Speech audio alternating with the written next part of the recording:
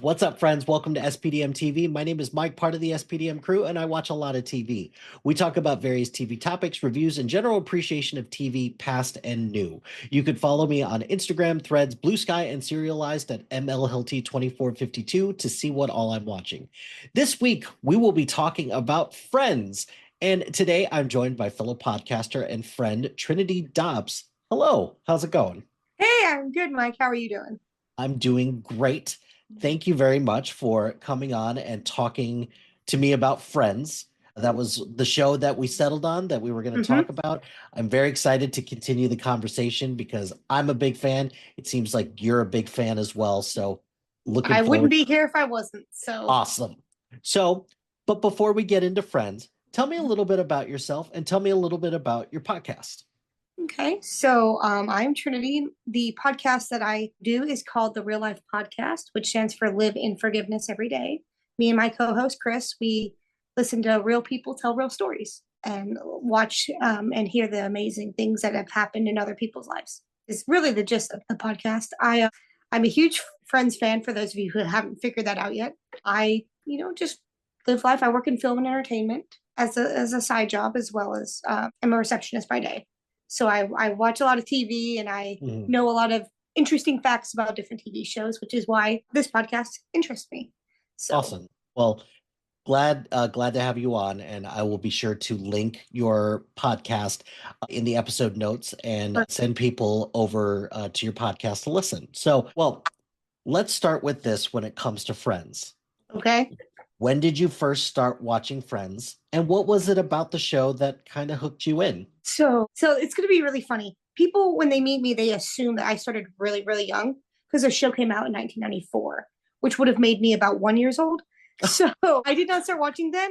Oh Um, no. Oh but no. right, I started watching in 2018. So I Mm, had a roommate who was obsessed with the show and really liked it, and so she got me to watch it because it was still on Netflix at the time. So we binged it together, and I was like, "This is fascinating. Why have I not seen this beforehand?" mhm. So I think the thing about the show that was fascinating was I'm a huge fan of sitcoms. I've always been a huge fan. So I grew up with like Full House and Home Improvement and the classic sitcom shows. And with it being set in the 90s, I think it's just there's something about simpler times. I think the Yes, sitcoms and it's simpler so times, true. and I think the friends dynamic that they have on the show is like an adoptive family. They're there for each other regardless, and that's something I just really clung to. I think so, but of course the shenanigans are always a good laugh here and there. The shenanigans indeed are always so much fun. So, Oh, well, that's this is going to be an interesting conversation then because so I I did not start watching Friends in 1994 either. So, I got into Friends a little late. I was definitely on the Friends bandwagon pretty much because I'd rather watch a show like Friends versus a show like Seinfeld, and I'm kind of racking my brain a little bit as to why. And I think the reason is because I like a serialized story. I need something that kind of progresses oh forward. yeah. I get the appeal with something like Seinfeld, where it's funny, it's Mhm. a sitcom through and through, but it doesn't have a connected story. And that's kind of what drew me to Mm, Friends okay. initially. I didn't start watching Friends until like the final season. And the problem with watching the show has a linear story pretty much. Season 10 at the Right. time was you have a lot to catch up on. And there's a lot of Uh-huh. things that are like, I don't understand what Yeah. is happening with some of these characters. So this was back in the day when DVDs were the only way to really consume TV. Right. So I would I would get the DVDs of them, put in one disc, and each disc had like 6 episodes apiece, and then just go from there. And I also did watch it out of order, which probably wasn't the best move because again, you have a lot of context there that Yeah. doesn't really make a whole lot of sense to you. Mhm. So I didn't season one was among one of the last seasons that I watched. And it's like, Mhm. oh, I get where some of these jokes and context come from now. So Yeah, so I did it a little backwards, but that's hey, I got there in the end, and then eventually with subsequent rewatches, I watched it in yeah, order, and now it's one of my favorite shows. So you talked about it's a sitcom through and through. You right. talked about the hijinks and the funny things that the friends get into, Hmm. but what was it about it that continued to like you continue to stick with it? Because it's in the 90s, like you said, it is Right. a simpler times, but what's something that has kind of elevated it for you that has made it like one of your favorite shows? I think for me, it's because it was relatable. Because, they're in their 20s and 30s trying to find love in New York City. Well, I am a young adult trying to find love. Granted, I'm not in New York City, I am in Georgia, but it's the same concept. You have at that age group, I always call it the transitional phase of life. So the people who are single, they're Mhm. trying to find love, and they end up looking and they end up choosing they're kind of they're not ready to see their parents as friends yet. They still see them as parents, so they don't really like their parents at the moment. So they see their friends as their adoptive family. And that's Mhm. kind of a phase, especially in 2018, that I was kind of in that same phase. And it just made me feel, I don't know, like somebody else understood what Mhm. I was going through. And all the hijinks and stuff are made for laughs, and I love to laugh, so that obviously helped. But I think that would be my biggest reason why it was just relatable to me. And that's a great answer, the relatability, because sure, we couldn't relate to like some of the things verbatim. So like for example, I live in Chicago and Okay. like I didn't really live in the city, but we're all experiencing some of the aspects that these characters are going through, whether Right. it's trying to find love, whether it's hopping around from job to job, whether it's money issues. Mm-hmm. Your 20s are a very volatile time in your Mm-hmm. life, and to have that be relatable, plus everybody has a core group of friends that they Mm-hmm. have, and they could find at least somewhat relatable friends that they have in their lives as well. So Right. it's like, oh, I know someone that's Yeah. like Monica, or I know someone that's like Joey. But Yeah. so I totally agree with you on that. It's relatable, and you felt like they were your friends too. And Yeah. that Absolutely. was always so much fun. So we'll get kind of two topics out of the way before we kind of get into some fun stuff. So the first is this show is very 90s, like you said, and Mm-hmm. there's some things that haven't aged particularly well, and that's true with any TV sitcom Right. of its time, right? Right. So for you, how has the show aged since you first saw it and kind of seeing what's been some of the discourse behind it today? Yeah. There's honestly, for instance, one of those shows where they were a little bit ahead of their time, a little bit. So I think it's aged fairly well. There's a couple of jokes here and there that I could think, if I thought really hard about it, I could probably think of and be like, oh, that didn't age very well. Hmm. But overall, generally the show is aged fairly well, I think. Hmm. And because they were very cautious with what they said, the way the writers wrote the show. They were very cautious with what they talked about, what they didn't, and they were very open-minded for a lot of the things. So I think in that regard, and I think that's probably one of the reasons why no one's ever tried to reboot or redo or reshoot or whatever this show is because it's aged so well, considering other shows. There's a lot of other shows that didn't age well, or some that have like, oh well, it's aged well, but we're gonna reboot it or whatever. Like Full House did Fuller House or some, Hmm. Fresh Prince of Bel Air or whatever. But they've never done that with Friends, and I think that's because it's aged so well that nobody can do it. It's too classic. Well, it's also this is a show so many other modern shows have tried to copy, and they can't figure out the formula with how this one worked and theirs didn't. Mhm. And there's probably a variety of reasons. Right Oh, place, right time, right actors. yeah, I was gonna say right cast. Yeah. Yeah. So all of that is definitely at play. So, and then speaking of cast members, I we'd be remiss not to mention Matthew Perry, who is no longer with us. And Yeah. before we get into the show, any thoughts that you want to share about Matthew Perry as a performer, and if any words that you want to say about his passing? So it's kind of hard for me because I actually have only seen Friends a couple of times since his passing, for obvious reasons. But I bought his book 3 weeks to the day before he died. He died Mm, 3 weeks after I finished. I bought his book and read it. And so I'm kind of like, I read through the book and you could just see the pain and the anguish, and you could tell. Sorry, excuse me, I've been sick recently, all but good. water is dying. But he's one of those people where, as a performer, he's my favorite character on the show, my favorite cast member, just because of his creativity and his sense of humor was fantastic, top notch. And you get that when you read the book. He was Mhm. very humble. He honestly thought of himself. He didn't think he was that good. He didn't realize how good he was. That's the way to Mm, word it. yeah. So he didn't realize how good he was, and he was so humble about it.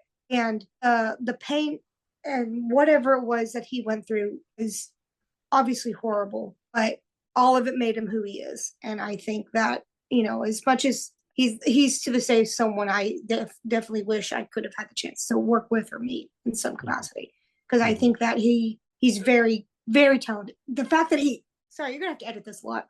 Oh, it's all good. No, it's all good. He It's that time of year. Well, that's why I had to reschedule on you too. Is Mhm. I literally This is the best I've sounded in a month. So And hasn't it been like unseasonably cold in the South this year? we got snow for the first time in 10 years. They shut down Georgia. Yeah, I mean, when you don't when you don't get snow ever, I get it. We're not equipped to deal with it. You know what? You can have your snow back. We don't want it. So I mean, I'm one of those weird people who I love the snow, I don't love the cold, and I don't love the wind. And when you combine the two, you yeah, get a wind chill, and that yep. just makes everything See, miserable. I lived in North Dakota for 7 years, so Oh I God. understand what you're Oh, talking about. oh I God. do. That's I do. I get it. Whew. So Mhm. we moved from North Dakota to Tennessee when I was 7. So I remember how cold and windy and snowy it was. And then I got to Tennessee and I'm like, what happened? Like, it's vastly different. Anyway, but that's what I think on Matthew Perry. That's my answer. Yeah. So I'm actually in the same boat as you. Matthew Perry and subsequently Chandler Bing Yes. is my favorite character. I base a lot of my mannerisms on him. I base a little bit of my sense of humor on Mm-hmm. him. There was something that was to me so relatable about Chandler as a character Mm-hmm. because he was he was a guy that, you know, he wasn't the most popular character, nor was he ever the one that like there was like a true focus on. And I felt Yeah. like, you know, within my group of friends, that's how I also felt too. So, and then kind of seeing how his story progressed and how much he grew as a Right. character, because that's kind of one of the fun things about watching Friends is just watching how they grow over the 10 years. Yes. Yeah. Um, You don't even realize how much they grow until you watch the first episode and then you watch the last episode and then you're like, whoa, what it's happened?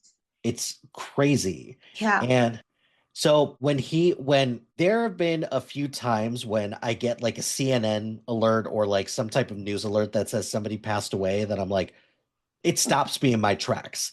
Like it happened when I got the notification that Heath Ledger passed away. Okay. Yeah. Because I thought it was a joke because he's playing the Joker. Right. And I was a big fan of the show Glee. And when I Mm-hmm. got the news that Corey Monteith passed away, Right. that I loved that gutted me a lot because I knew about his struggles with addiction, and right. it still doesn't change the fact that, you know, it really hurt to see him go. And Right.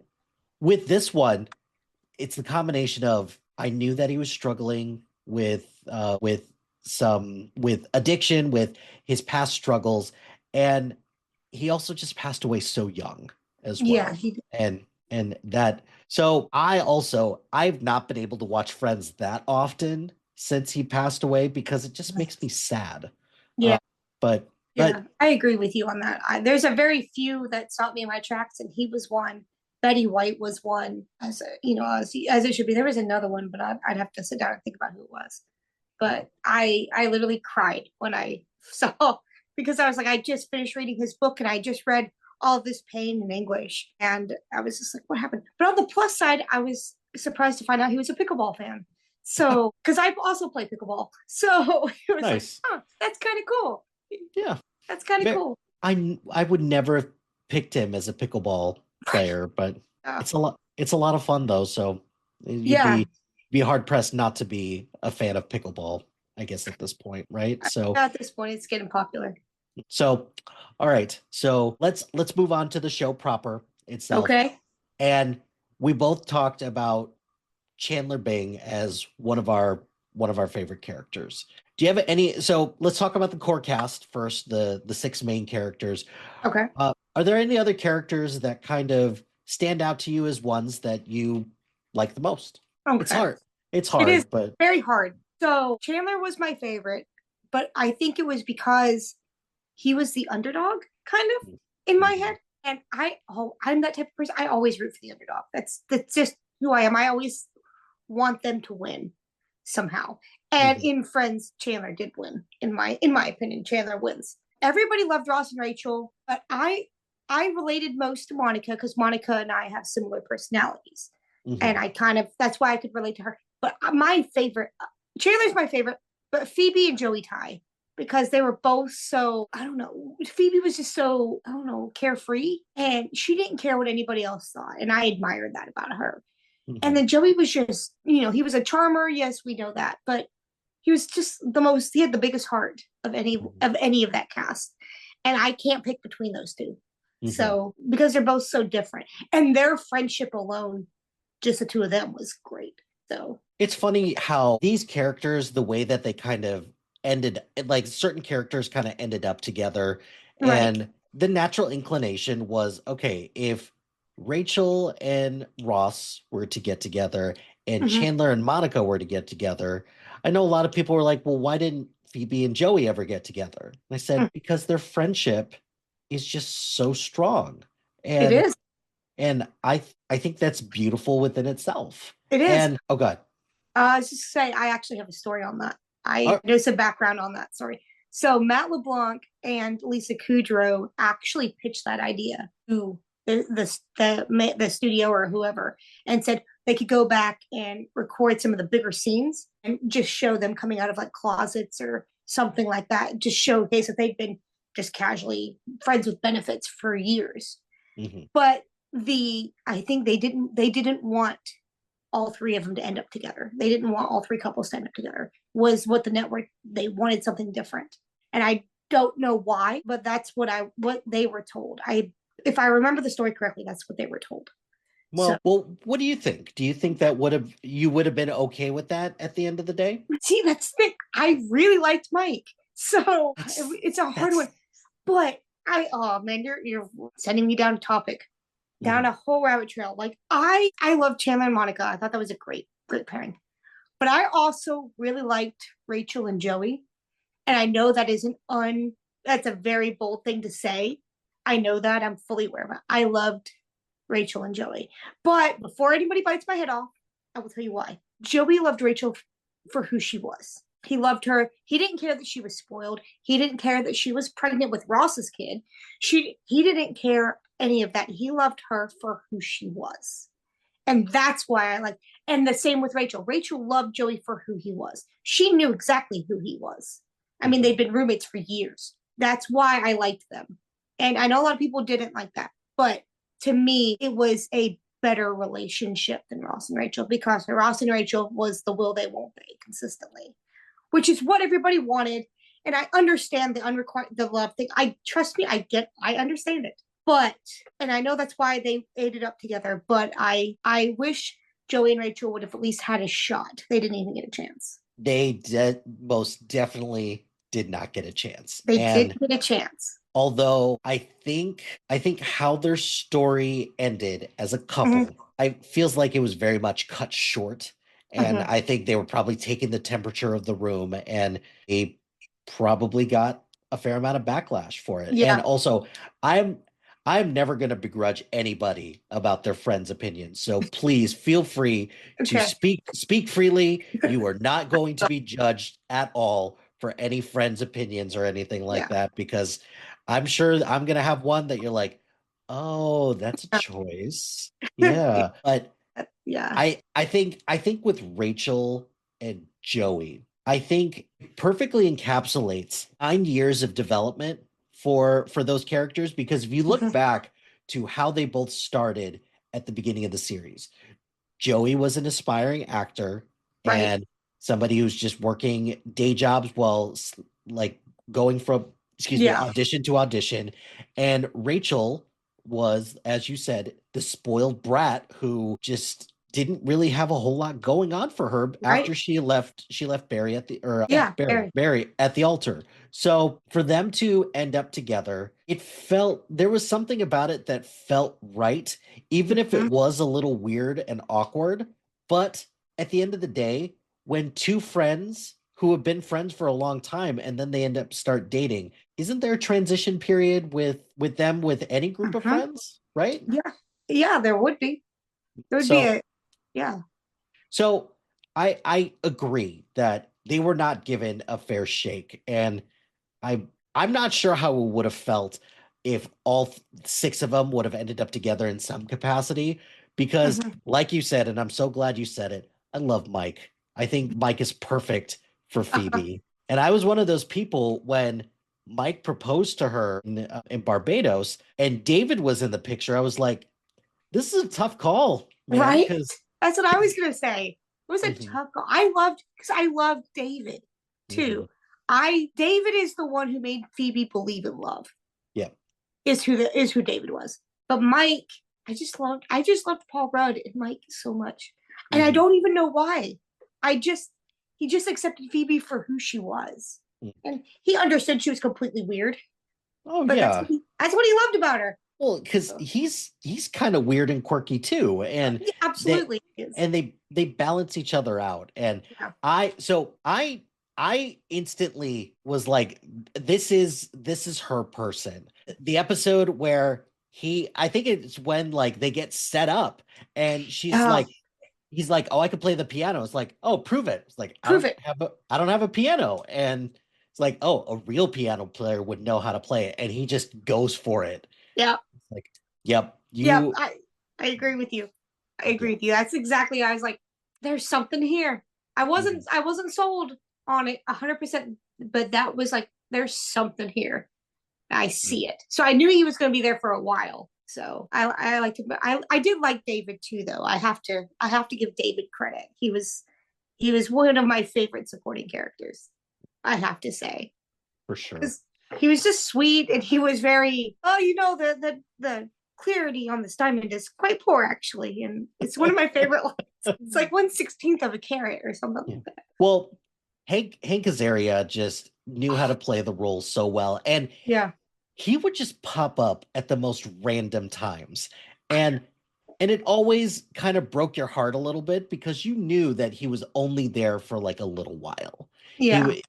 But then when he ends up kind of like sticking around for like part of the final of the ninth season, like, oh, this is interesting and it's going to Yeah. present a new dynamic. And I am kind of glad that they resolved it rather quickly, because I think if they would have kept it like lingering through that final season, I think Hmm. that kind of just would have been a little frustrating, because Right. we you already mentioned that we've already got the will they won't they from Ross and Rachel pretty much Yeah. the since their first initial breakup in season 3.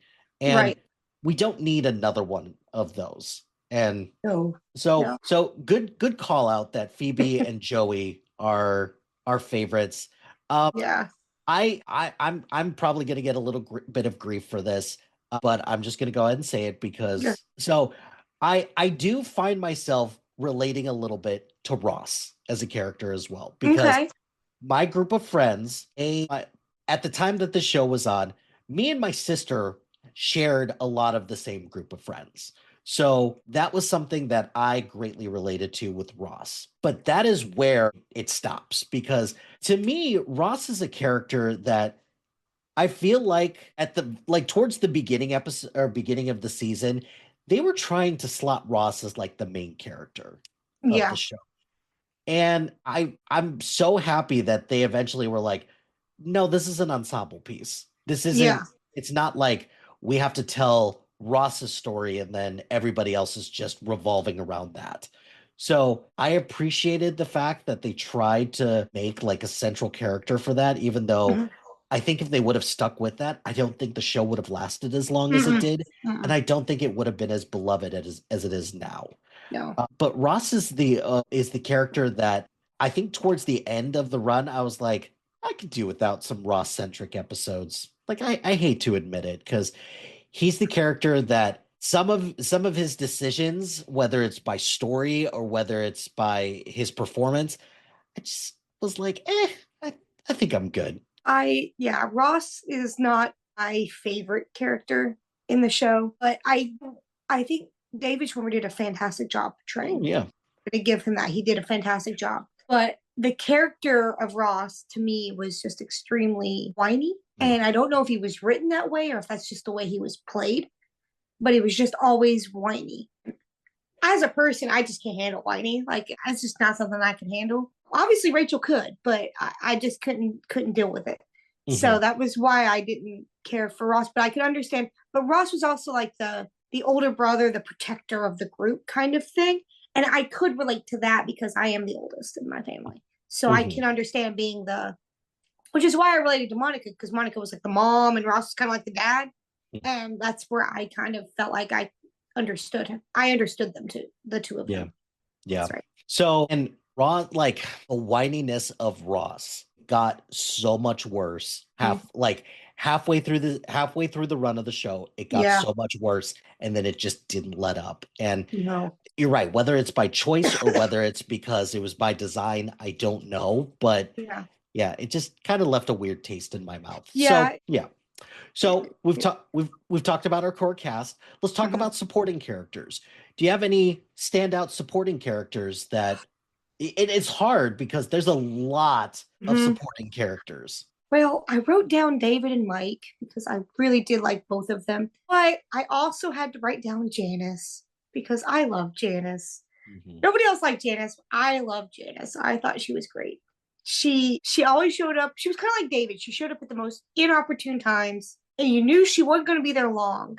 And she only showed up, once or twice a season. But you always knew when she was there. You knew that there was a reason she was there, and it was always just to complicate matters.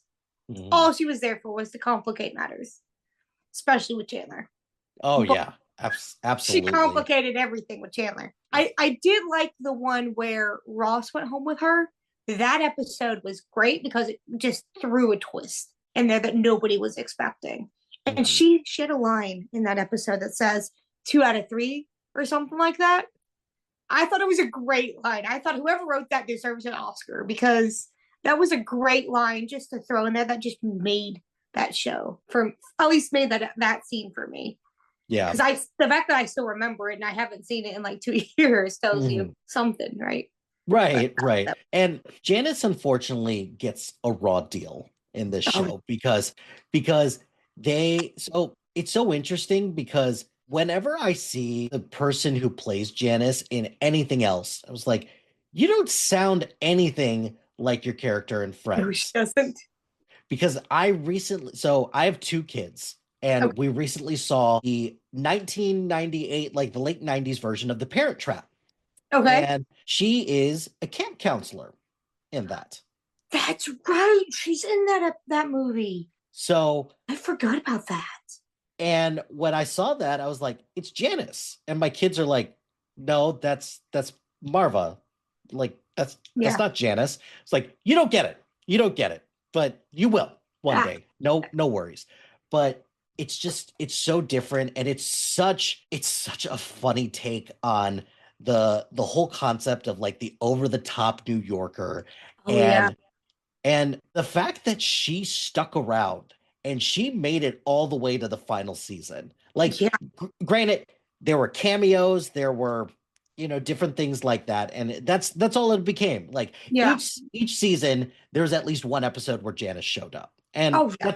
that's fine.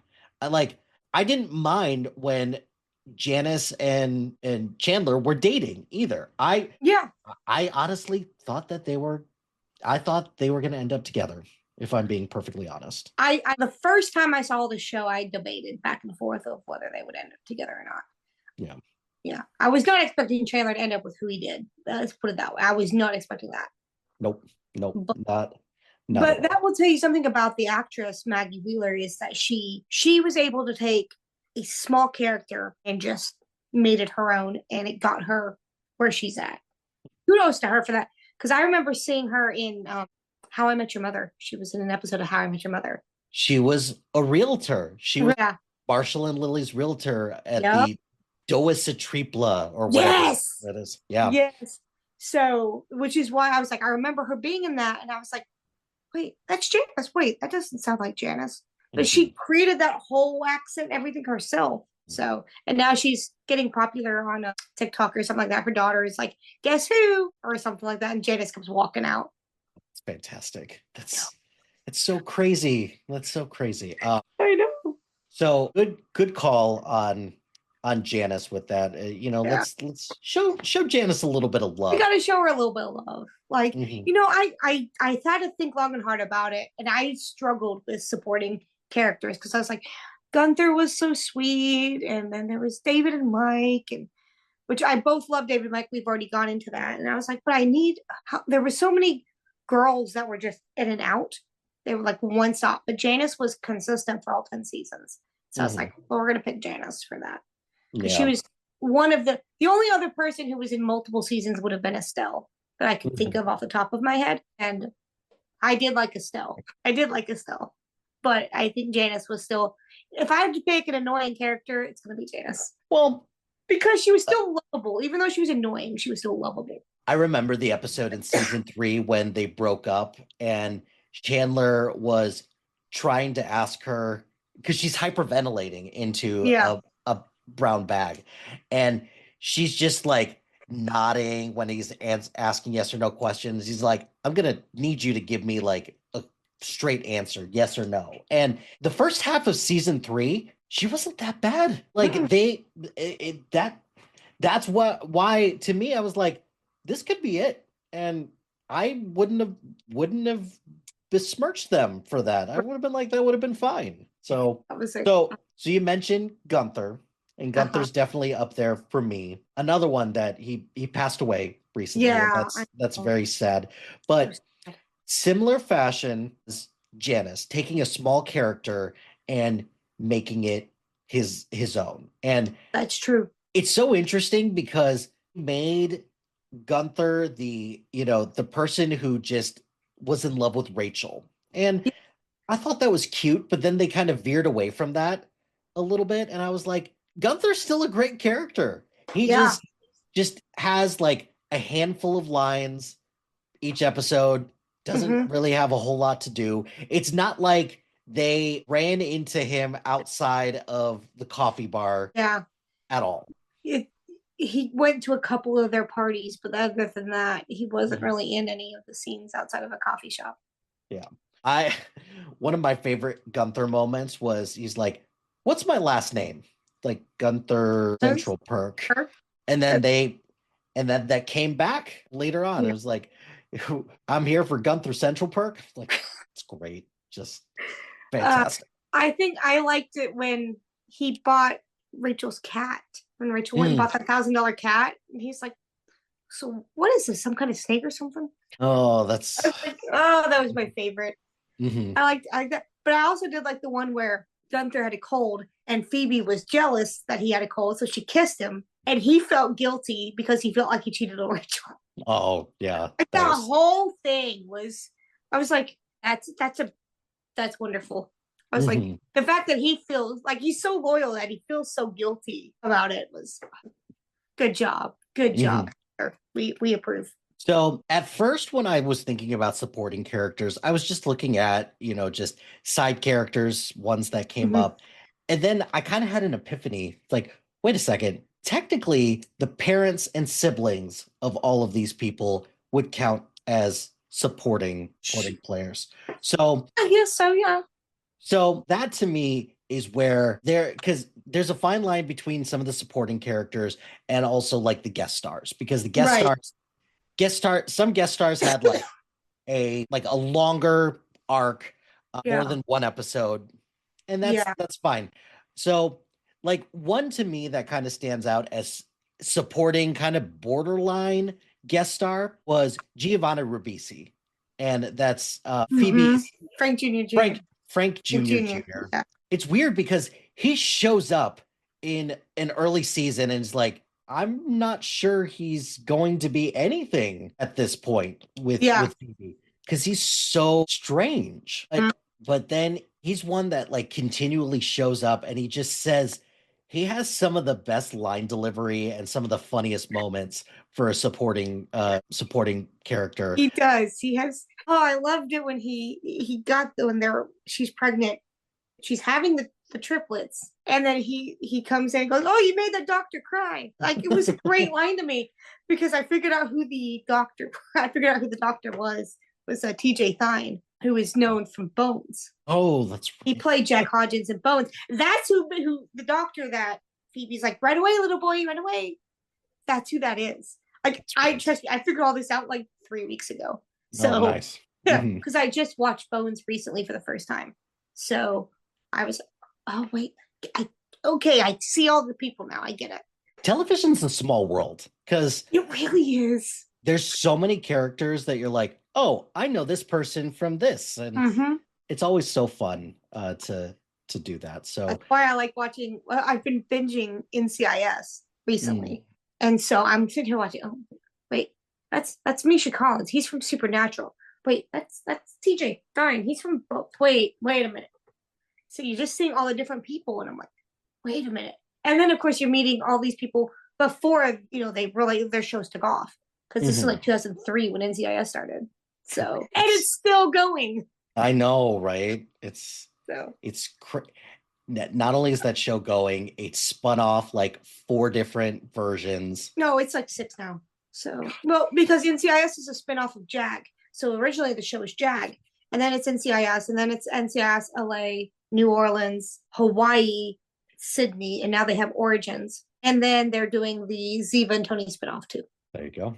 So yeah, one other supporting character, and this is where the parents come in, because I tried to think long and hard about which parent I like the best, and each of them has their own fun moments. But to me, why I picked Ross and Monica's mom, Judy, as my favorite, it's that Thanksgiving episode where it's the first one where Chandler and Monica moved in together, and it's the one where Ross gets high. And so it's at the end of the episode where all of these people are just confessing everything, and Joey ends with like, "I want to go," and Judy just like, that's a lot of information to get in 30 seconds. And just that whole thing is like, Rachel, no, it did not taste good. It's like, Joey, if you want to go, just go. Yeah. Just that whole sequence. This is great. Perfectly encapsulates for me why I love Judy as a supporting character. Yeah. I think now you're making it tough on me. Yeah. So I love Phoebe's brother. He was one of my favorite. I loved his lines were great. His character story, the storyline was great. I loved everything about Phoebe's brother. But if I had to pick a parent, I would actually pick Jack Geller. Either one of them. Yeah. I think I would pick Jack, but I think it's because Jack is the most loving parent out of all of the parents, except for Joey's parents. Joey's parents are different. Joey's parents don't count. And Joey's parents are only in like 1 or 2 episodes. So Jack Geller is the most consistently one, because all the other parents are just interesting to say. Yeah, that's a good word. I was trying to think of the right word. But Jack has been there consistently, and he's actually supportive. Whether you see it or not, he actually is. And it was very and Judy, though, that sequence is a good sequence.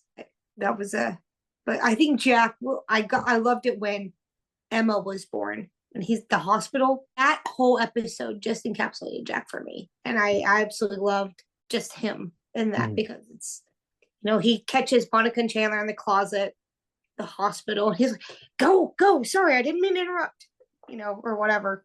It's like, Mhm. here, yeah, if you're gonna try, here's a pamphlet. Try it again. Like that's not how my dad would take that No, conversation. So it's right.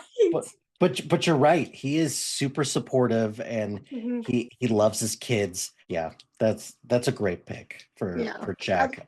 So all right, let's go on to guest stars. So Okay. guest stars is where it gets a little tricky because guest star is a bit of a fluid term because Hmm. one of my favorite guest stars shouldn't really count as a guest star because he was in like Yeah. a lot of a couple seasons. Because one of my favorite guest stars is Tom Selleck, I knew and exactly you were gonna say that. You were gonna say Tom Selleck. it's a Tom Selleck should be classified as reoccurring. Like, I agree, which is kind of how I feel about Giovanni Ribisi's character as well. yeah. But I put Tom Selleck in the guest category because I wanted to. It's my podcast, so I can do what I You want. can do what you But want. Absolutely. but Tom Selleck has some of my favorite moments of season 2. It broke my heart when Monica and him broke up, Yeah. but it also made sense. They were when they were going to break up because they Yeah. realized that they weren't going to have a future. And to me, watching that when I did, that's when for me I realized, oh, I have to think about that stuff when it comes to a relationship, don't I? Yeah. Where yeah, you could be compatible, you can be in love. Oh, I got Do you if I don't have a future with this person, then what are we even doing? And coming to that realization was tough Mhm. because I thought Monica and Richard they were a great they were a great couple. They complemented each other really They well. did. And Tom Selleck is just fantastic. And when he showed up in the episode where Chandler's about to propose, Yes. I lost my mind because if there was anyone that Could have could ruined have that. could have ruined that, it It was would have. him. Yeah, absolutely. You were right. You were 100% right. See, the way you feel about Tom Selleck is kind of how I feel about John Favreau's character. So okay. Oh, You I hit a nerve. no. You didn't hit a nerve because I think those two broke up for the stupidest reason. And for Pete to work so unbelievably hard to get Monica's attention and for him to squander it away over the ultimate fighting championship? Really? Yeah. Really? But I it's frustrating because I loved John Favreau Oh, as a character and oh Pete yeah. was amazing and It was I thought amazing. but oh go ahead. You brought him up, so No, I'll let you you go. finish your thought because I agree completely. I just think that they got a raw deal. So, I do too because I loved the fact that Pete was wealthy was something that was hidden from the audience for a while, which mhm. is why I liked that he liked Monica for who Monica was and not just oh she's a waitress whatever. No, he liked her for her. He got to know her by eating at a restaurant every day. I loved that about him, and she figured out that she loved him for who he was and not because of his money. And I did appreciate that storyline was there, but I did think that they broke up for a stupid reason. But I also understood it was similar to the Tom Selleck thing. It's because of sometimes it just doesn't work out. There's no future. And she says it in the show is I'm not going to watch you beat yourself up. I can't. I care Mhm. about you too much to watch you do this to yourself, which I appreciated, which means that she loved him enough to let him go. And it Mhm. was the best decision that she made because if she hadn't have done that, she wouldn't have gotten Chandler. So, like, I get it. Like, I don't have to like it, but I get it. And that's why I think I feel the same way about John Favreau as you do about Tom Selleck. Yeah. Who are some other guest stars that you Oh, really man. I loved Freddie Prinze Jr. Oh, that's the Manny. The Yeah, the Manny. We love the Manny. I mhm. loved him. I did like Charlie too. I really like Charlie. Charlie Wheeler. Yeah. I loved her and Ross. I wanted her. I was so gun ho for her and Ross. I think Ross got the raw end of the deal on that one. Yes, I would have to agree with that. I thought that they worked really well together Mhm. because she's a scientist as well, so Yeah. could have understood him. I think the episode where she gets back with Greg Kinnear, I Yeah. thought I thought that was really funny, but it also kind of sucked what happened to Ross in that Hmm. respect. So Yeah. that's a good call out for that one. Yeah. I like them. And I did like Mona. I did like Mona for Ross as well. Either one of those women would have been perfect for him. And I would have loved to have seen their relationship first. Although if I'm gonna go with an actual guest star, Bruce Willis and Brad Pitt, like, Bruce Willis, did a fantastic job. he was fantastic because so Bruce Willis kind of brought a little bit of comedy to what to me was a bit of a problematic relationship between Elizabeth and Ross a Right, little bit. right, right. So to bring in Bruce Willis, who this is back when Bruce Willis like actually like kind of cared a little bit in terms Uh-huh. of, and granted, I understand right now, Bruce Willis, he's got a lot of health challenges right now, but Right, in the 90s, he was still going really strong. right. And I thought his dynamic with Rachel was fantastic. Oh, And I laughed so hard when, he's like, I don't cry at anything. And then eventually it just just, pours out the tears. Yeah, yeah. yeah. So And you know why he was on the show, right? the whole 9 yards, because Matthew Perry, Yeah, he lost the bet to Matthew Perry. yeah, Which I was that's like, I now have to watch that movie. I'm gonna have to find it and watch that movie now. Just that's so I, a that's shockingly funny movie. hmm, The sequel isn't that great, but the first one is pretty okay, good. I'll have to. But So yeah, I did like the love machine in that episode for Friends. So that was a good one. Brad Pitt, though, that Yes. that Oh, Thanksgiving episode is so good, and uh-huh. Brad Pitt just goes for it, and Uh-huh. he does such a good job. And he was married to her at the time. He was Mhm. married to Jennifer Aniston. So the fact that he could just do that is amusing to me. Yes, yes. Because So you have to think about it, because he was married to Jennifer Aniston. He's throwing shade at her character, and he's also watching David Schwimmer be in love with his wife. That exactly. had to be rough. It had to be rough, but also just Brad Pitt had some of the funniest lines in that. And That episode. also the reaction from the crowd when Mm-hmm. he shows up is among one of the loudest, like, oh my God, it's Brad Yeah, Pitt. yeah, So yeah. I know Tom Selleck and Brad Pitt have the largest reactions yeah. on the show. I think my favorite is when Phoebe is sitting on the couch watching the game with Ross, and she meets Brad Pitt's character for the first time. She goes, Wow. "Wow, thank you God." Yeah. It's my favorite thing. She had some great lines because of his character, and I did appreciate that. But he had some wonderful lines as well in that Well, episode. so in addition to that part, one of my favorite lines from Phoebe is like, "Oh, come on, Will, take off your Take off shirt your and tell shirt. us." Yeah. Just Ah, little things like that. Yeah. yeah. So a couple other that I'll shout out. I did love Susan Sarandon's cameo in season Yes. 7. That one was solid. I'll give a shout out to Ralph Lauren, who no lines, just stand in Right. an elevator, just He had one line in the whole show. yeah. So, and then the only other one that I will shout out, Gary Oldman in at the end of season 7 with Joey and his big like World War II movie. Yep. Yep. Uh, just Gary Oldman just playing like a caricature of himself, pretty much. Yeah. So yeah, Yeah. I'll give shout outs to all those Yeah. characters I'll give as out well. one more shout out to Christina Applegate. Christina Applegate was a little bit on the underrated side as a Uh-huh. character. I did like her a lot, and I liked her better than Jill, which is Reese Witherspoon. Witherspoon. So Yeah. that's, Well, yeah. I think Christina Applegate's character was more spoiled. oh And yes, way more. I think that's what made her great, was she didn't realize how spoiled she was, kind of thing. Yeah. So whereas Jill kind of realized how spoiled she was. Yeah, I bought a boat, but it was for a friend. And then Christina Applegate's like, who doesn't want a baby stylist? Like, that makes the most sense in the world. Yeah, that's good call outs for that. Yeah. All right, let's move on to storyline. So Ooh, all right. favorite.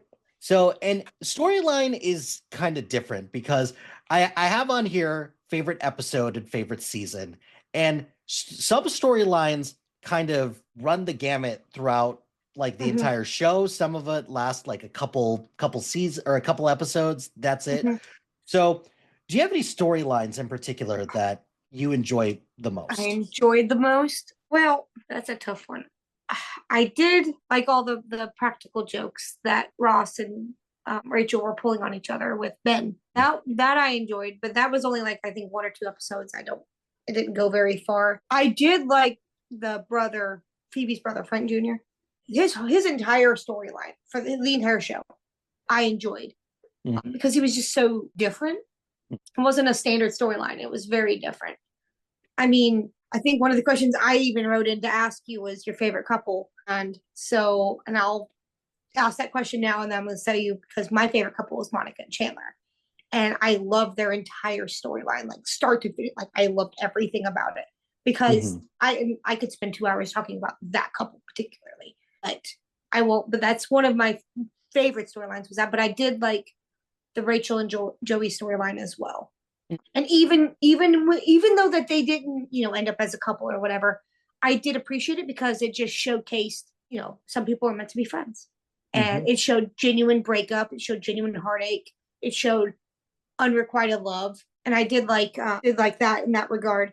And I think I did like Phoebe's musical career. That was always a fun one. Phoebe's musical career became less and less of a thing Yeah, as the show went on, and I don't like that because her she should have wrote an album. Like she should have easily. right, or she should have continued playing at the coffee shop. Like Yeah, that was a little frustrating when they stopped doing that as much.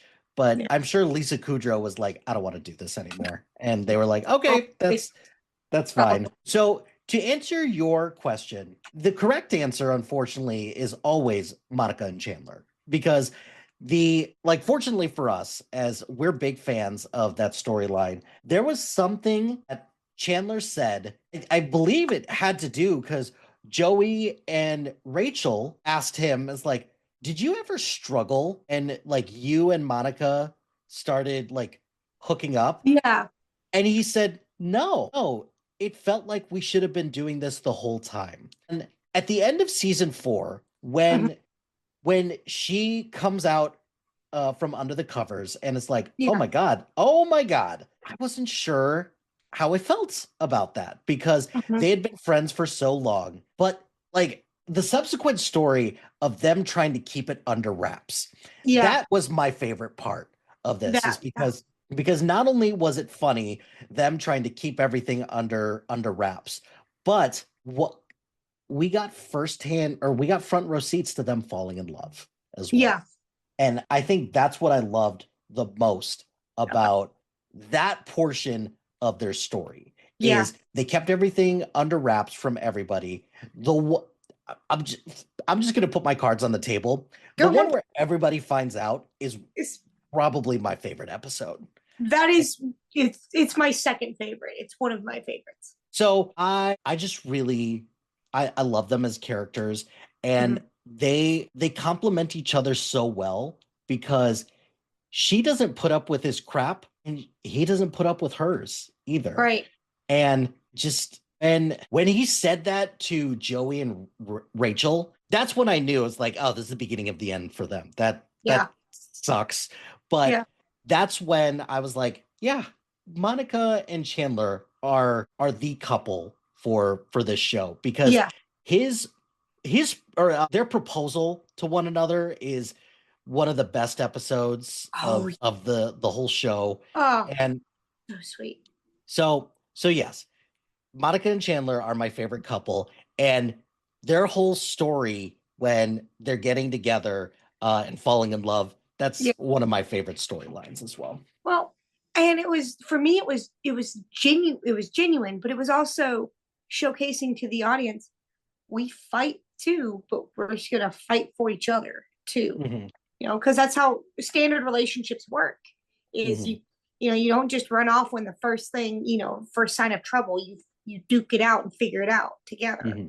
Yeah. And that's what Monica and Chandler did. Whereas, the first sign of trouble, other people just run off. And that's Well, what. that's what happened. Like as well is that Chandler, like the first time they get into a fight, Chandler's like, "Well, I guess this is done," and she's like, No, "No, no, no, no. no, we're good." Yeah. And he's like, "That's what happens when you're in a relationship." And the look he gives, like, "Oh my God, this is why none of my relationships last." Yeah. And that was just so sweet for Hmm. him to come to that realization, and for her again just not putting up with this crap and being like, Yeah. "Yep, we're gonna fight, but we're gonna stick together." We're gonna stick together. Yep. And So yeah, I loved that about Monica and Chandler. So they're my favorite. That whole storyline is my favorite because I think they tried to. I know originally when the show was originally being created, they wanted Monica and Joey to end up together. Was the mm, original couple. Ross and Rachel, Monica and Joey were the original four cast, and then Phoebe and Chandler were going to be supporting. Was the original way it was written, and they realized when they got all six together that no, this is something different, and it's the dynamic of the thing. And then they realized the chemistry between David Schwimmer and Rachel, or Jennifer Aniston, and then they realized the chemistry between Chandler and Monica. So that they could easily make that work because I mean, if you just watch the show, you can see that, Matt. This is my opinion.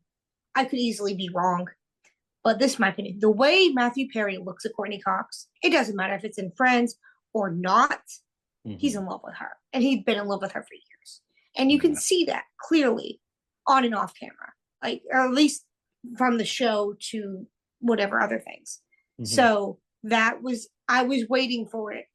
But it was one of those when I found out when I watched season 5, episode 1, which happens to be my favorite episode, when it comes out from under the covers for the first time, which I know they did in the end of season 4, but The see aftermath, yeah, the the aftermath aftermath. of it is for me is my favorite episode because you're like, this is a couple I didn't realize I needed because they hid their chemistry really well. Mm, And then when they bring it to the surface like that, and apparently that was the longest applause that the show had ever had was that particular scene. mm, And so they had to wait it out for a while. And they actually had to cut out a lot of it. So that way they could get the show under 22 minutes. And I'm like, it's because everybody felt the same way we did. We were not expecting it. We didn't know we wanted it. And now we're like, that makes sense. Let's mhm, do that.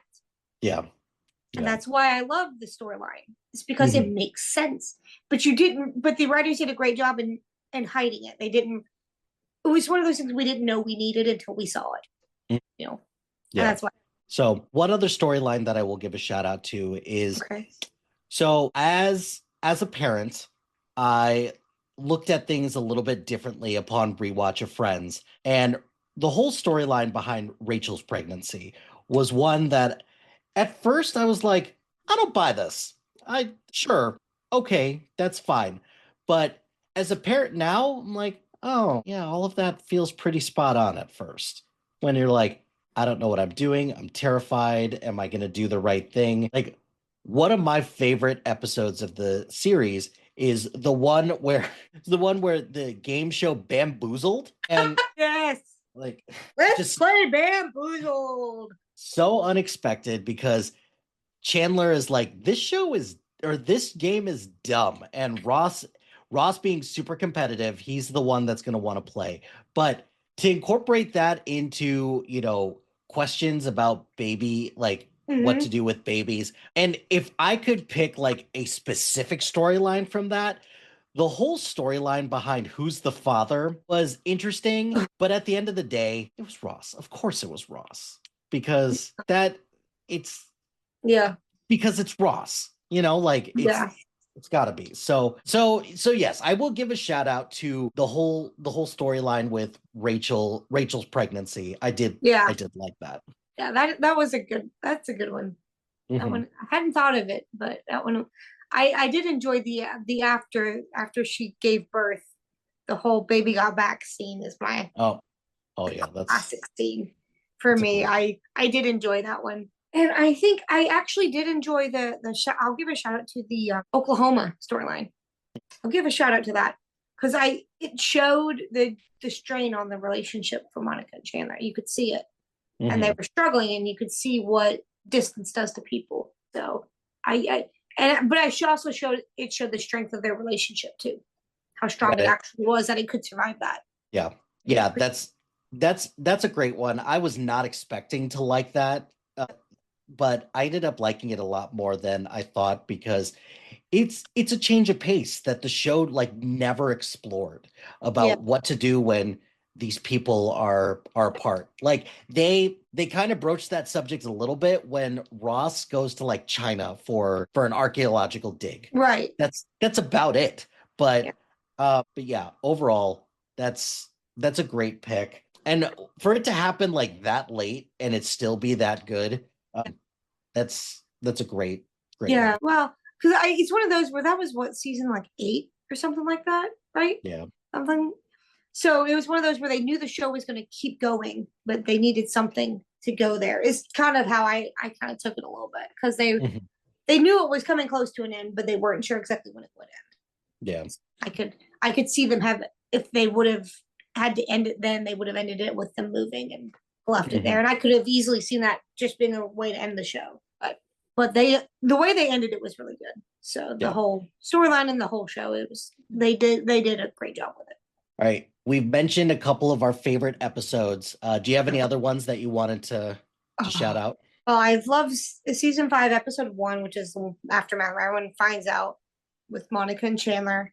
The one where everyone finds out is always a good one. And I really did enjoy Monica and Chandler's wedding Yep. because A, it's an actual wedding, and all the shenanigans that happen throughout the wedding is Mhm. just to me quite amusing. But I did enjoy Barbados. I Mhm. enjoyed Barbados. A lot happened in that A lot of Barbados happened in episode. Barbados. It was very eventful. But I think the blackout one was always good too. I love that Mhm. from season all the way back to season 1. Yeah. That blackout episode was always a good one. I did enjoy that one because it was so simple. That one, and then there was one more that I liked. It was the one where everyone when no one's ready, where they're trying to get ready for that, and everything that could possibly go wrong goes wrong. It's like season what 2 or 3. Yeah. So where everything goes wrong, Ross is just trying to get everybody out the door, and he can't get anyone to do anything that he wants, and Mhm. he's getting stressed. And it's a great Ross episode because obviously he has no patience, and everybody is in their own little world. Mm. So it's quite funny because Yeah. it's anything that can possibly go wrong is going wrong somehow, Mm. and his stress level is just rising. So all fantastic picks. Love all Yeah, those episodes. The only one like it's hard to pick Thanksgiving episodes for this because the Thanksgiving yeah, episodes they're are all really strong. good. They're all really strong. So I'll kind of just give a blanket statement for all of those episodes. I feel like as a Friends fan, you got to be contractually obligated to at least mention the prom video one, which Yeah, that's the, true. so the prom video episode used to be my favorite episode. It's kind of wavered a little bit. And I think the reason why is because Ross and Rachel just as a couple, it's like, okay, that's the episode where they get together. It Right. has one of my favorite recurring or favorite jokes about she's her or she's his lobster. You know, Well, yeah, that's that's cute. But overall, I've yeah, I kind can see. of yeah. We mentioned the one where Chandler and Monica get engaged. That one's Okay, that one's a great that one. was a great one. And then I think the last one that I will shout out, tough call with this. I will shout out the one Halloween episode that they did. The one with the Halloween party in season 8. With Ursula. Yeah. So Yeah, I always found it interesting that Halloween wasn't a bigger deal to these friends, but it also made sense that Thanksgiving should be mhm, what you showcase with this group. yeah. So I really like that episode a lot. Yeah, I That is a good episode. I That's the episode with Sean Penn mhm, and Emily Osment is in that yeah. episode too. And great. Mm, I know I had to think about it. I was like, wait, yep, that's her. She's in that episode, I believe. mhm, It's that was a good episode because yeah, pregnant Rachel is very interesting. mm, It's always yeah. a that's always a good storyline as well. Pregnant Rachel is just amusing. Well, and the differences between all the different Halloween costumes, I think Ross going as Spud Nick, and Yeah, everyone thinks that he's Duty is great. that's a good one. You got Supergirl showed up and Catwoman and the Velveteen Rabbit, or Well, and then it's Joey not even a dressed. Velveteen Rabbit. It's definitely not, but it's just a rabbit. But Pink Bunny. Joey coming in as Chandler was That's that was a nice touch. that was a great touch. The Mhm. fact that Joey thought to go as Chandler was, Even better. yeah, it was great. All right, let's go recurring jokes. Any recurring jokes that you like? Oh man, recurring jokes. I love. It's not a recurring joke, but it's one of my favorite scenes. Was the moo point? Oh, That's my favorite scene of the whole show. It's a moo point. It's like a cow's opinion. It it's doesn't matter. moo. It's It's moo. moo. I love that. I So think I like that when they make fun of Chandler. The mhm. could you be any more annoying? Or yeah, those Chandler jokes are always good. So the moo point one, I've incorporated that into just day-to-day dialogue. I was like, it's a moo point. And people who have seen Friends, it's like, oh, it's like a cow's opinion. It's moo. But then you run into somebody who hasn't seen Friends, like, don't you mean moot point? I'm like, no, I I don't. mean moo. I mean moo.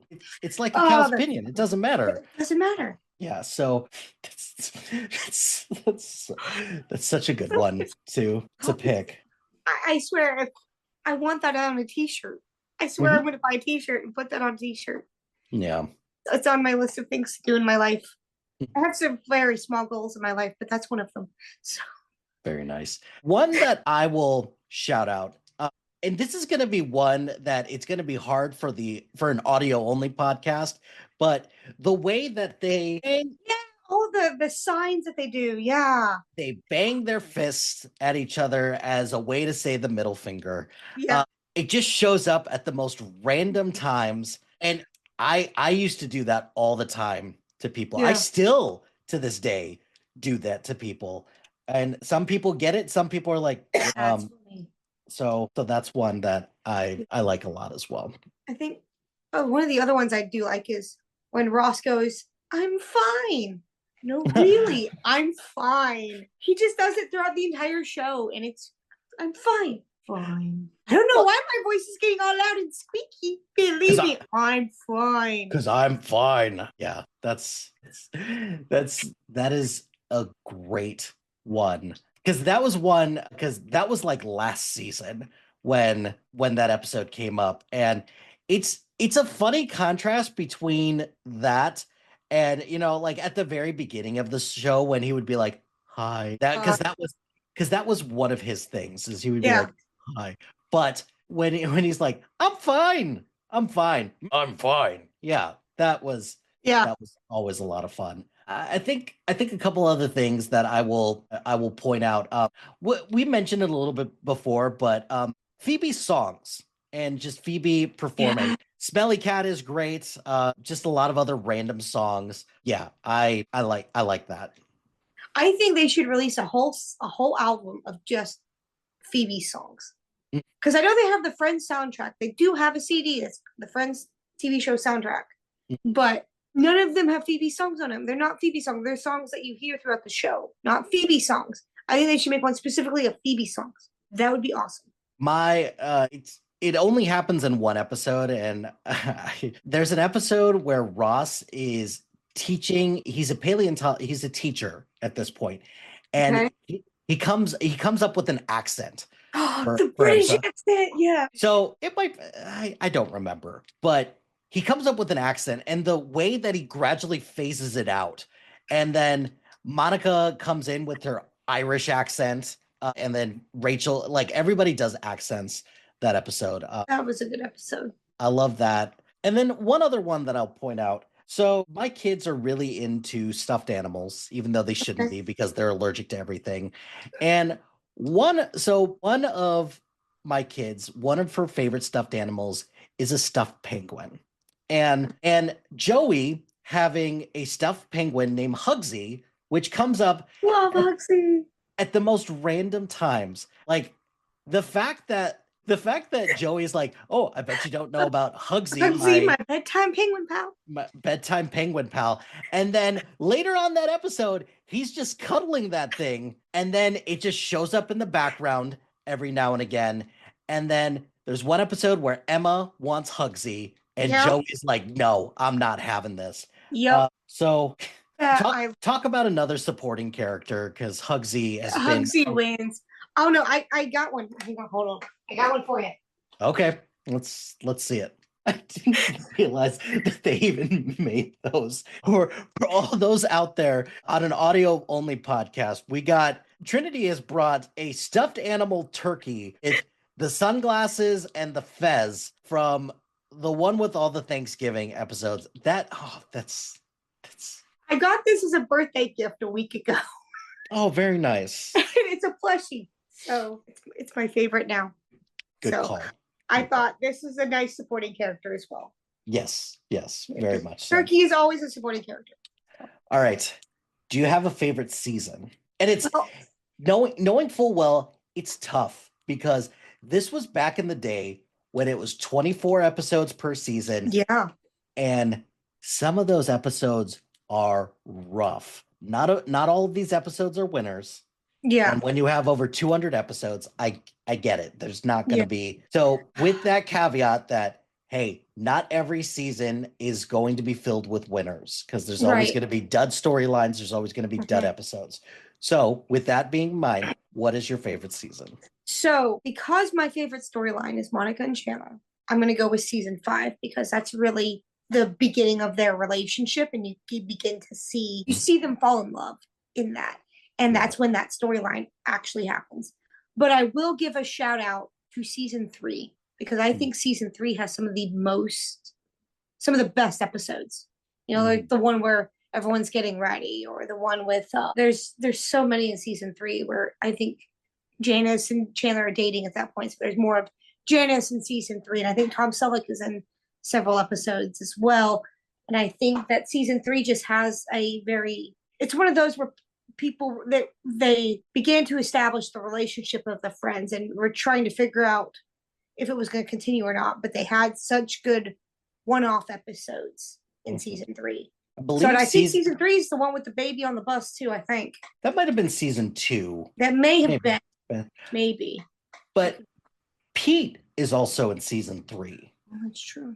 So understandable with that one. Yeah, I think season 3 had more of those one-off episodes that didn't require a lot of storylines. Like you could watch a one-off, but season 5 would have to be one of my favorites, just because I love Monica and Chandler together so much. But I will give a shout out to season 9. I think it is season 9. Season 9, just the way it was flowing, even the way it was still going so strong in season 9. I think because it's one of those where part of me is I'm probably gonna get some flack for this, and that's fine. Part of me thinks that they could have easily ended Friends at season 9. I don't think that's an outrageous thing to say, because they could have. For a show that was on as long as it was, there are some moments where it's like, how much further can we take this? Right. And I know a lot of the characters or the actors were getting frustrated, and like, how much farther can we take it? So they could have easily ended in season. I understand why they didn't. I get why they didn't, because there's some episodes in season 10 that if they would have ended at season 9, they would have had to give some closure somehow. And I could see if they would have known that season 9 would have been the end, then it could have easily been done very well. I think, and they could have just cut out a couple of episodes. I think the way the show ended was great. I thought it ended very well, especially for a show that's been on that long. But you could tell that it wouldn't have gone past season 10, because it wasn't going to end. It wouldn't have ended well if it did. So they were smart to end it on a high. So, and end it the way they did. Right. So, but I think season 9 had it great. It was still going fairly strong. It was starting to wind down, and you could tell it. I think overall that there was a lot of closure that happened in there, and everybody was getting comfortable. And I don't know. It gave me all the warm, fuzzy feelings. Yeah. So I agree with season 5. Season 5 is definitely up there. I love season 8. Season 8 had a lot of solid episodes. Yeah. That's Rachel's pregnancy was the central story of the season. Right. And then you add, kind of the makings of Joey and Rachel being a thing. The episode where they go on that date, I thought that episode was adorable. I did And too. I thought it was a um, great. and it just goes to show just like, wow, these two have like legit chemistry. They So really did. let it happen. Yeah. I will give a shout out to season 4 as well, because Okay. in addition to, as a Friends fan, being contractually obligated to mention the prom video, I feel like we at least have to mention a little bit the one with the game show and the one with the embryos, because a lot happens in that episode. Yeah. And like, because it also has another one of my favorite recurring jokes, which is nobody knows what Chandler does for a living. And That's true. and for that question to do them in, Yeah. was just hilarious to me. So That's true. Where they lose the apartment. Yeah, that was a great episode. That was a so, great episode. I think that's actually one of my favorite episodes for season 4. For season 4, because you don't expect them to lose their apartment. You no. don't, and it's the fact when the boys come riding in on the dog. That's one of my favorite. You're ruining moving day for us. It's one of my favorite lines. It's great, and then like the whole thing is good. I did enjoy it. And of course Phoebe being the main storyline for that pregnancy, and that's a good season. That is a good season.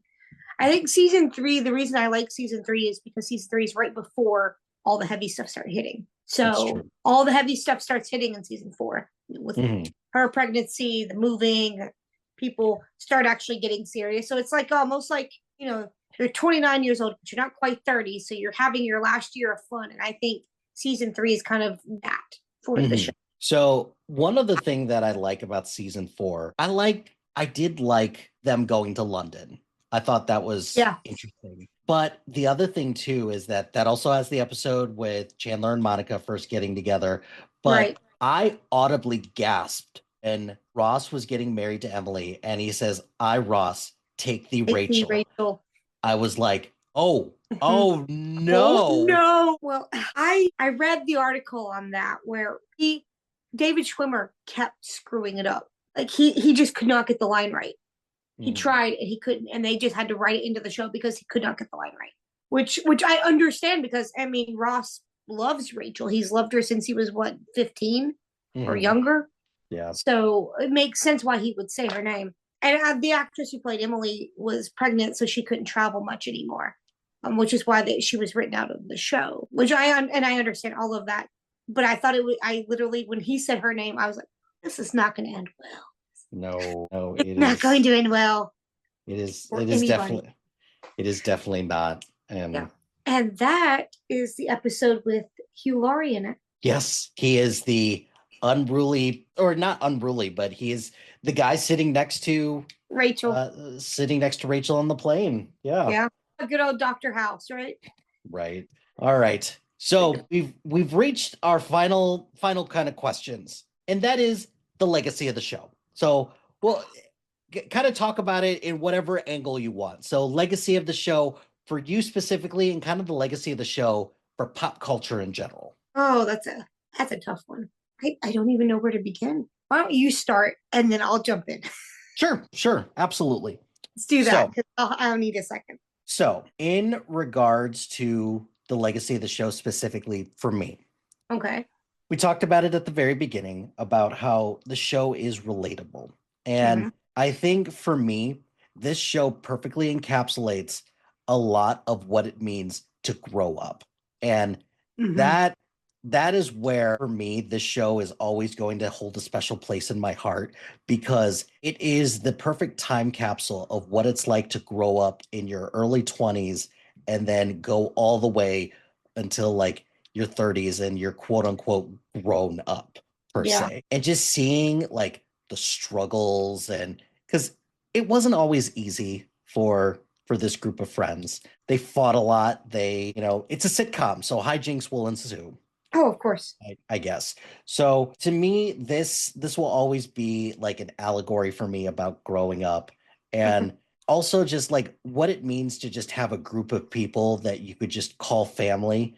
Because there's the family you have, and then there's the family you choose. And for me, at the time that I was watching this, the group of people that I was closest to, and I'm still close to this day, Hmm. was was my friends from my church youth group. They Hmm. were the ones that I relate like we were a lot of us were Friends fans. Hmm. So we watched the show together. And also all of us kind of slotted into one of these six roles in our friend Hmm. group. And that's where the relatability comes in. And Hmm. that's where, for me, it's always going to have a special place in my heart. Yeah. I think for me, I will agree with you for most of what you just said, actually. You made the comment that it made you, or it showed you how to grow up, kind of. Or I can't remember exactly how you worded it, but you It's get my it's point. yeah, it's representative of It's what. representative. That's right. Yeah. That was where you're right. That is why I guess because 2018 would have been in my early, yeah, mid 20s at that point.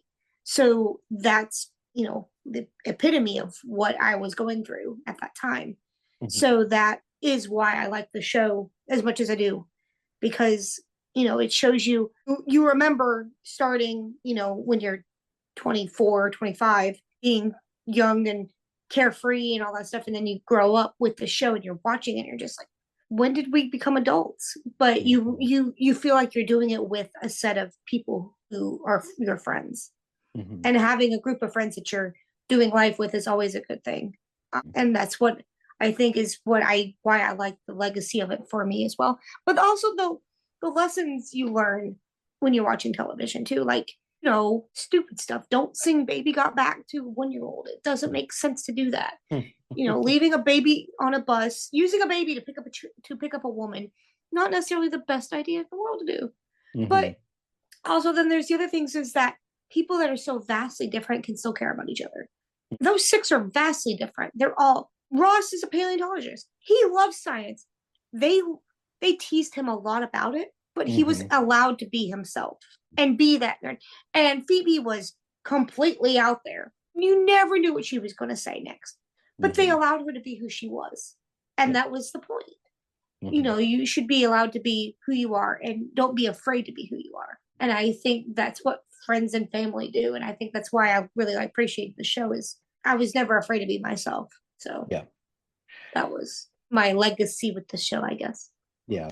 In regards to pop culture, so we talked about this at the beginning, how this show can't replicate a show like this. And the reason why we know you can't replicate a show like this is because it's been tried countless times on countless networks, countless streaming channels, and none of it works. The closest thing that I would probably say comes to this a little bit, probably The Big Bang Theory, Okay. which, Yeah. like ish, not like completely, but Right. a group of friends where, it's just following what it means to all of them Yeah. to just like be friends. And but it's different because that has more of like a science and like nerd culture Yeah. angle to it.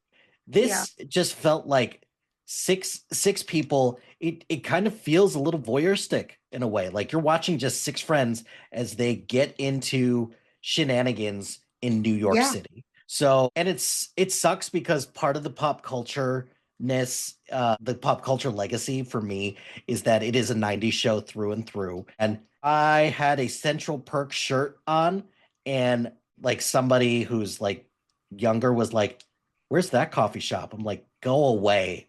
Like, Yeah. never felt more old in my entire life. Right. But there is a reason why this show is still beloved. It's a reason why Warner Brothers Discover paid a truckload of money to have it be on HBO Max when streamers were trying to scoop up content. It's the reason why to this day it's still one of Netflix's top shows, and it broke everyone's heart when it left Netflix. Yeah. I think Um, I cried when it left Netflix. So this will always have for me a legacy of being something that in reality probably shouldn't have worked because it's a Yes. pretty basic premise, but it worked because it just hit all the sweet spots of so many Mm-hmm. people that were watching it. And it was just right place, right time, Yeah. right cast. Yeah. And Absolutely. they're very lucky that it gained the following that it did. But hey, Mhm. luck Yeah. is a very big part of television success, That's and this one got lucky. especially when you've got six actors who are virtually unknown. And the Mhm. most famous person on that cast was Courtney Cox. So, I mean, David Schwimmer came from what theater? I mean, Matthew Perry had been doing several movies and stuff by that point, but he was the youngest cast member. He was only 24 Mhm. at the time the show started. And I think Jennifer Aniston was about the same age. Mhm. She was roughly the same age. So they're all virtually unknown. So for six unknown actors to get overnight success and not even I don't even think they fully realized it Mhm. until after season one. So Yep. I agree with you. In the pulp culture, I mean, there's so many shows that have been based off of characters of the show. There's so many books and merch like just everywhere. And it's 30 years later and this is still thing. The fact Mhm. that it's still this popular tells you that it's such a legacy in pop culture. There's Mhm. no way. I mean, I have a cup and it says how you doing on it. Like I With bought it, with yeah. that frame too and Yeah, it's got everything the on frame it. and everything on it. Mhm. Like, you've got the turkey, you've got people. Me and I have another friend who he and I literally call each other. We literally just quote friends. That's 90% of what we do. Just quote Mhm. friends Mhm. because we both love the show so much, and we just talk about different episodes. Oh, how was your day? Oh, it was good. Yeah, I was doing this, and it made me think of this episode of Friends where blah blah blah blah. Like that's why it's still popular to this day is because people are. It was so relatable back then, and the way it was written is it was written obviously in the 90s and it's set in the 90s and early 2000s. You can watch it, just it goes with the flow, like it changes as the show ages too. So Mhm. it's not oh, floppy disks and internet and Mac computers were just getting invented, but they just everything. Oh, I bought a new laptop, like that was mentioned in the show, like I bought a new laptop, so here's this. Or oh, well, I've got, a beeper. Okay, well, we got cell phones, like it's the little things that you Mhm. notice that you can see that they're they're going with the current times. They're staying current. And that was why, I mean, and they were very particular with what they showed on camera, and they were very particular with how they people dressed and everything. So, and they stayed as current as they could. Yep. And I give them props for that. So that's hard to do. Very, very hard to do. So, but the show endures. We love the show all the same. Oh yeah, And absolutely. so, Trinity, thank you so much for your time and Mhm. talking to me about Friends. So let the people know again. Where can the people find you? And is there anything that you want to plug? Well, I do have my podcast called The Real Life Podcast. I will give you the link and let you put it wherever it needs to be plugged. I am also on most social media websites. I'll send you the links as well for all those at Facebook and Instagram, especially the two I share the most. I do have a TikTok. I'm not on it very much, so No. it's kind of one of those where I could post, but I just choose not to. So you can find me on there if you want to, but I'm Mhm. not on there that much. But Instagram or Facebook are usually my top two. Got it. I think that's everything at the moment. Yeah, because yeah, that's pretty much everything at the moment. But All right. Cool. Well, thank you very much. We'll be yes, sure to send people over to your podcast, I and appreciate. then would love to have you back if you ever want to talk Oh, about absolutely. another TV show Yes, sometime soon. yeah, I appreciate you letting me come on and ramble about Friends because it's nice to meet somebody who can understand it like I do.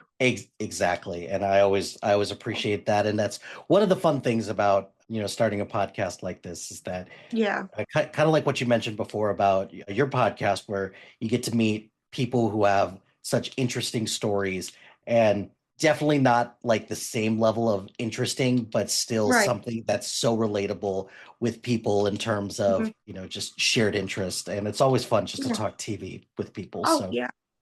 Yeah, I mean, I've been watching multiple shows. I grew up fairly sheltered, so I didn't get to watch expand my horizons a lot. So now I'm getting to the point where I'm watching a lot of older shows for the first time. So it's been very interesting to watch. Like I told you earlier, I saw Bones for the first time in December. Mm, So like I watched all 12 seasons in December because I'd never seen it before. Interesting. Okay. So now I'm yes, like, and then you have to think back about when it was made and all, and you have to take that in consideration with any TV show. that's So very true with that. So again, thank you again. Appreciate your time. Looking forward to continuing to chat with you soon. yes, absolutely. Looking forward to it. Thank you so much. That's going to do it for this episode of SPDM TV. Be sure to like, rate, and subscribe to anything and everything SPDM Crew or wherever you get your podcast. Join us on social media on Facebook, Instagram, X, Threads, YouTube, and Blue Sky at SPDM Crew. Check out our website at spdmcrew.com. If you've got a podcast idea or you're interested in being part of the SPDM Crew as a guest or collaborating, email us at spdmcrew@gmail.com. Check out our other shows on the network. We've got lots of shows on movies, TV shows, sports, physical media collections, comics, music. We've got lots of different ones on there, so definitely check them out. Until next time, happy watching, friends.